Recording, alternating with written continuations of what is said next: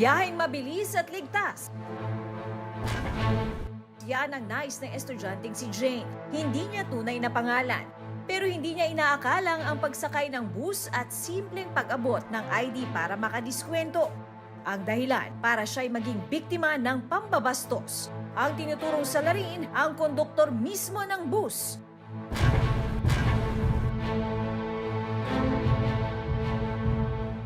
Hulyo nitong taon, sumakay sa bus si Jane kasama ang kanyang kapatid. Pauwi kami ng kapatid ko na babae din, mas bata sa akin, sa Rizal. Nakita ko na siya na nakatingin sa akin, doon pa lang sa labas. Ako hindi ko siya pinapansin, ang tinitignan ko po ay yung schedule ng alis ng bus. Habang nagbibigay ng ticket ang konduktor, inabot nila ang school ID para makakuha ng student discount. Sobrang tagal po niya yung tinitigan, sobrang tagal niya ibalik. Siguro mga lampas din 2 minuto, ganun. Sa stopover, sinimulan na raw i-chat ng konduktor si Jane sa kanyang social media account. Ang tagal din niya sa CR, miss. Aalis na tayo. Patingin-tingin po siya, pero hindi naman po siya tumititig. Pero nawiwerdoan na po talaga ako nun. Ilang araw matapos ang insidente, napansin ni Jane na sunod-sunod na ang mensahe ng konduktor. Hindi ka mahirap mahalin. Hindi ka din dapat lokohin. Bakit ang pakasalan kapag nabuntis kita? Lahat halos ng kanyang messaging app ay pinutakti daw nito ng mga bastos na mensahe at pagbabanta. Mga babaeng kagaya mo na kunwaring matitino, nasa loob naman ng kulo. Mga feeling virgin kayo na nandidiri pero gawain nyo naman ng karelasyon mo. Kaya si Jane lumapit na sa bus company kung saan nagtatrabaho ang konduktor at napilitang mag-report sa barangay.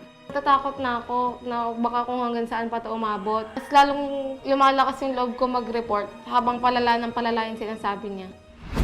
Ang konduktor na tinuturing na nambastos kay Jane, ang 36 anyos na si Andre. Na-in-love daw siya kay Jane kaya nagawa niyang magpapansin sa dalaga. Tandahan po ako sa kanya eh. Nagustuhan ko siya. Parang love at first sight, ganun. Lahat ng sinabi kong walang kabuluhan, sinabi ko dun sa chat para lang makakuha yung attention niya. Na-down po ako noon. May galit, ganun. May prostrate po talaga na parang hindi man lang ako mapansin. Si Andre, labis daw na nagsisisi sa kanyang nagawa. Pamanhin sa pag-chat ko sa lahat. Nang sinabi ko, sana kalimutan mo na. Pasensya ka na, patawad.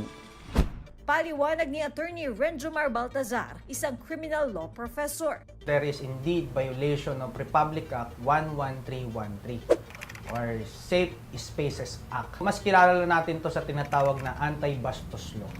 To be specific, under Article 2, Section 12 of that provision, or the gender-based online sexual harassment. There is indeed violation of one's privacy through cyberstalking, incessant messages, tulad po niyan, panay ang message po sa kanya.